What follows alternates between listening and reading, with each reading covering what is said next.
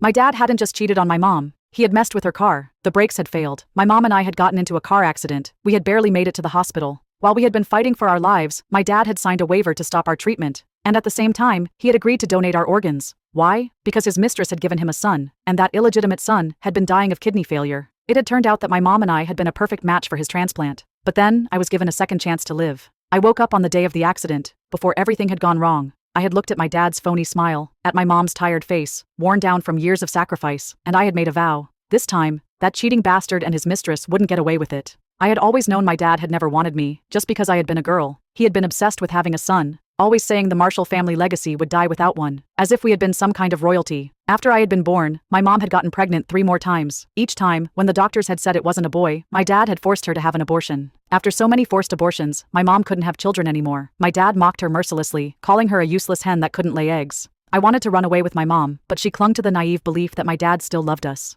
It wasn't until I started middle school that he finally eased up on us. At least, he stopped hitting and shouting so much. Later, I found out why. That was when his mistress had given birth to his precious golden child. A son. A heartless father. A mother blinded by love, and a mistress waiting in the wings to take her place. Even with this second chance at life, just thinking about it gave me a headache. Be careful on the way. Call me when you get there, okay? Hearing my dad's fake concerned tone made my skin crawl. What kind of man sacrifices his own wife and daughter just to save his bastard son? Even wild animals protect their own. But my dad? He wasn't even human. He was worse than a beast. As we pulled out of the driveway, I kept telling my mom, "Take it slow, Mom. Be careful." Before we got on the highway, I insisted that my mom pull into a repair shop near the entrance. She shot me an exasperated look. "What's gotten into you today? Your dad just took my car for maintenance a few days ago. What could possibly be wrong with the car?" I let out a deep sigh. "Mom, I have a really bad feeling. My heart's racing like crazy. We're about to spend hours on the highway. What's the harm in getting it checked just to be safe?" Before she could argue, I turned to the mechanic. "Can you check the brakes, please? By the way, what made you decide to take me on this trip to Volkton?"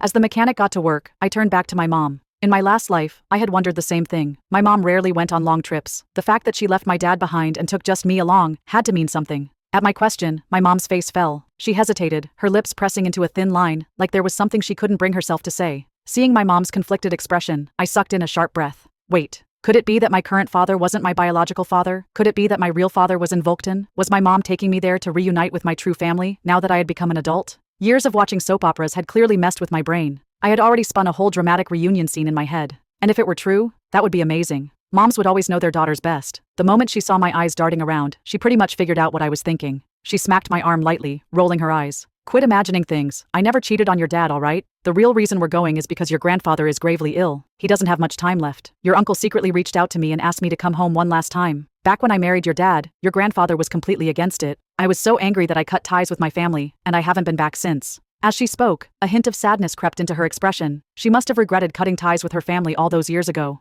Just as I was about to ask more about my grandfather, the mechanic walked over, looking uneasy. "Your car needs some serious repairs. Good thing you didn't get on the highway. This could have ended really badly. The brake pads are completely worn down. You might be fine driving slow, but if you had to brake suddenly at high speed, you'd probably lose control. The engine's in bad shape too, and on top of that, there's a slight fuel leak." My mom stiffened. "That's impossible," she blurted. "My husband just took this car in for maintenance a few days ago. How could it have all these issues?" The mechanic gave a tired sigh. "I'm just telling you what I found, ma'am. If you don't believe me, take it to another shop. But I'm warning you, this car isn't safe to drive." My mom still looked like she wanted to argue, but I stopped her. Instead, I turned to the mechanic and said, "Just fix it, as soon as possible, please." I looked at my mom, my expression complicated. "Mom, do you remember the life insurance Dad took out on us a while back? I thought it was strange at the time. Why would he suddenly buy something like that? But now, it all makes sense." Before I could finish, my mom cut me off sharply. Her face had gone pale. Without another word, she pulled out her phone and stepped outside the repair shop, dialing my dad. That was enough for me. As long as she started to doubt him, that was all I needed. But just then, the sound of an engine roared in the distance.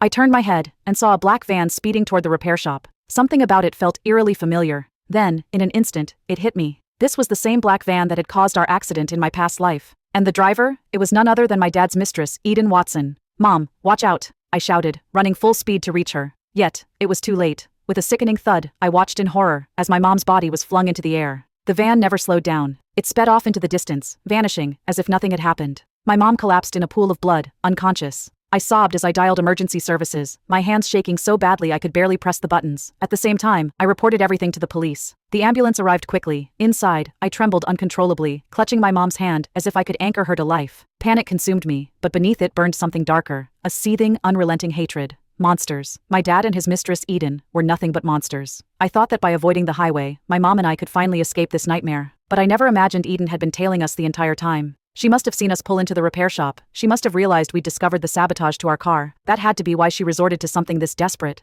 this insane. I wanted nothing more than to grab a knife and slash those two shameless bastards to pieces. But right now, my priority was my mom. As I sat there, drowning in fear and rage, my mom's phone suddenly rang. I glanced at the caller ID. Brother. I froze. Then, with trembling fingers, I answered. Before the person on the other end could speak, I choked back my sobs and blurted out, "Uncle, my mom was in a car accident. She's being rushed to the hospital." A deep, urgent voice came through. "Ella, what happened? Your mom called me this morning. She said she'd be in Volkton this afternoon. How the hell did she end up in a car accident?" Tears still streamed down my face as I quickly explained everything. The moment I finished, my uncle let loose a furious string of curses. "I told your mother long ago that Zane was no good, but she wouldn't listen. If she hadn't threatened to take her own life back then, I would have had someone break your dad's legs and dump him in the river. If your dad knew the kind of power the Calder family holds in Volkton, he wouldn't have dared pull this stunt, no matter how bold he thinks he is. Ella, don't worry, I'm bringing my men and we're getting on the next flight over. That bastard of a father of yours and his home-wrecking mistress. I swear, I'll make them pay." When the call ended, I sat there in stunned silence. From the way my uncle spoke, it was clear. My mother's family was far from ordinary. I couldn't believe she had hidden this from me, and from my dad, for all these years. Still, knowing I had my uncle as backup made me feel slightly more at ease. When the ambulance arrived at the hospital, I anxiously waited outside the emergency room. Less than an hour later, my dad rushed in. "What happened? How did your mom get into a car accident?" His fake concern made my blood boil. I clenched my fists, barely holding myself together. "It was your so-called business partner, Eden," I snapped. "She ran my mom over and fled the scene." His brows furrowed as he scolded. "Calm down, stop yelling. Your mom has spoiled you so much, you don't even have basic manners anymore. Eden has no reason to hold a grudge against your mom. Why would she hit her on purpose? There must be some kind of misunderstanding. You better not go around making baseless accusations before we know the truth," my dad said.